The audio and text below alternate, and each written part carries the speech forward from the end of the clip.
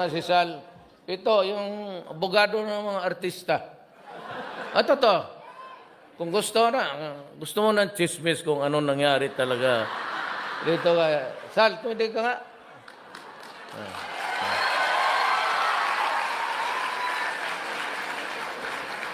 Itong si Sal, hardworking. Yumaman lang ito sa mga away ng mga artista. Yung mag-asawa, yung magkakaso-kaso. Ako po ay ordinaryo lang, kagaya ninyo.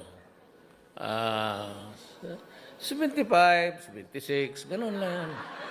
Hindi naman masyado ako nagmamadali kasi I finished my high school 7 years. Sabi ng nanay ko, Rodrigo, matapos ka kaya? Sabi ko, wala man tayong pagmadalaan dito sa buhay na to. Sige lang, bilyar. Minsan nahuli pa ako ng nanay ko, yung talagang takot, pinalo sa ganon-ganon, Kaya yung nanay ko kung buhay ngayon, idemanda ko ng child abuse. Talagang,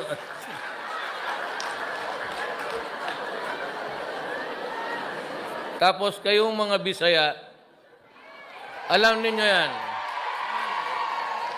we have this colloquial term na hanggang pantalan ka lang.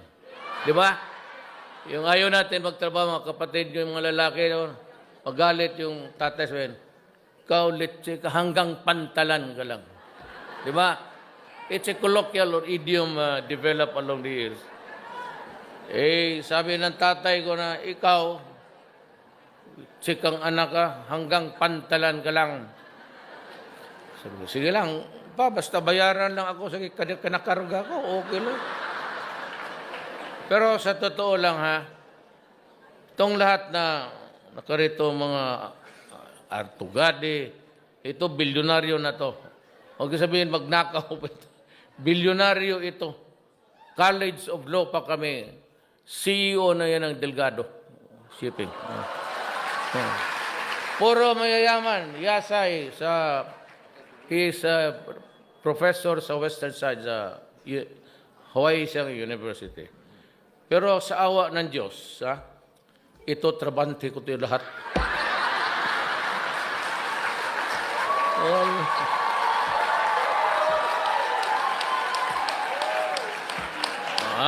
Gaya ng sa law school kami.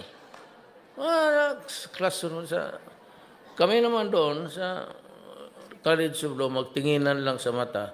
Kaya kung mag-aral ka noon ng libro, ganoon ka talaga. Kasi oras ka gumanon ka, tapos karap mo yung mga ulol na... Sige. Wala na. Pagdating ng 5:30, tuloy na lang natin. Sa awa ng Diyos, okay ako, 4 years. Ganun lang ang buhay. So, then, para inspirasyon,